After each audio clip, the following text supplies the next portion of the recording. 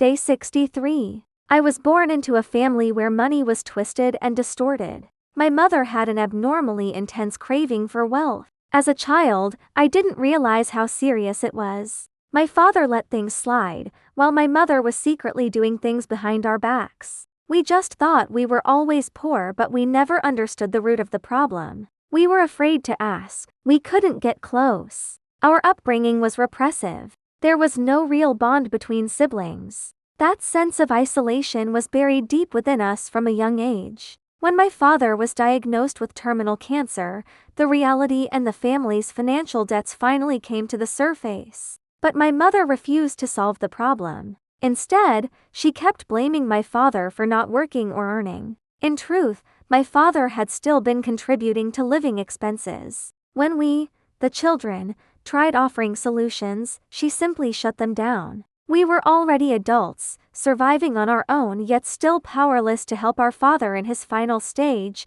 unable to escape the guilt of what we ought to give. We knew both parents had their financial issues. But this guilt didn't come from logic or reason. It was an emotional pattern trained into us since childhood. For over 2 decades, my mother cried poor and kept borrowing. Now that my father was gravely ill and needed financial help, she told relatives he was unwilling to contribute. But the truth is, he had nothing left. He had already passed his final safeguards to us. And we discovered, my mother had a stable income earlier this year. She told the relatives she had no money. She told us, the children, that she did. That's not a misunderstanding, that's emotional blackmail, a hand that reaches out to you and squeezes tight. This painting is my way of release. The red center is like an old wound. My strokes battle pressure and memory on canvas. Not to accuse, but to finally let this long-buried pain be seen.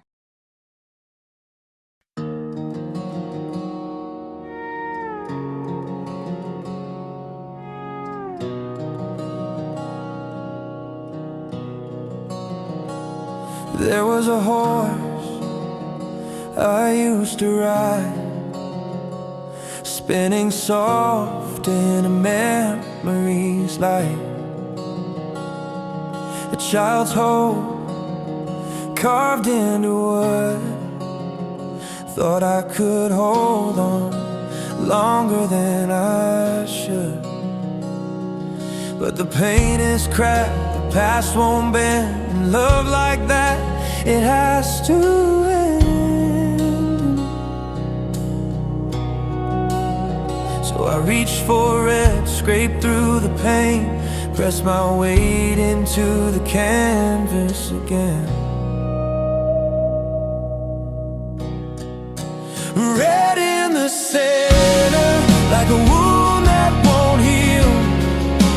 Colors press hard just to prove I can feel. The silence at home was a war without sound. Now I paint what I couldn't speak out loud. No more wooden lies, no more gentle frame. This is my story, this is my name.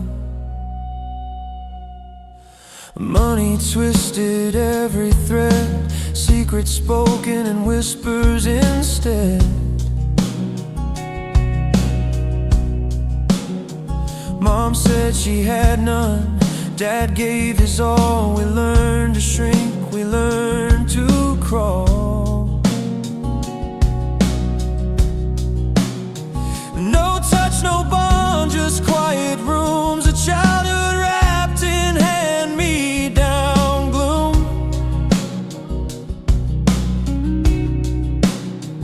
But rage came rising, sharp and true. So I painted until the red bled through. Red in the center, like a scream in the dark. Layers of sorrow turned into art. The lies that shaped me, the guilt I knew. This canvas holds the shape of truth. No more wooden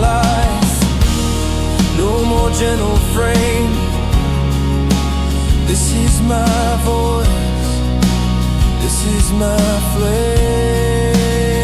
She said, pour while hiding gold. Blame the man whose hands grew cold. We were grown but still controlled. Now my hands are breaking hold. Red in the center, no need to explain. I painted my grief, I painted my name. Let them see, let them stare. This was pain.